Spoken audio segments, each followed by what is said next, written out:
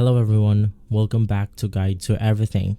In today's video, I'll show you on how you can easily reset Medal TV settings right here.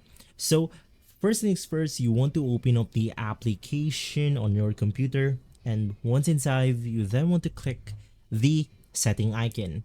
It's at the bottom left corner of your screen. Inside this page, you want to scroll all the way down until you find the advanced option. Scroll all the way down once again until you find the development mode.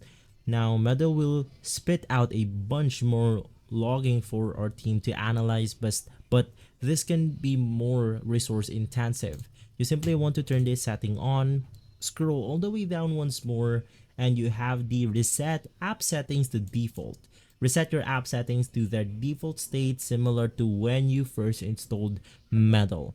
This will permanently delete all your existing app settings, recordings, hotkey, custom game settings, upload preferences, and privacy.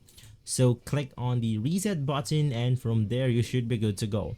If this video has been helpful, leave a like, subscribe, and follow Guide to Everything for more videos like this. Thanks for watching.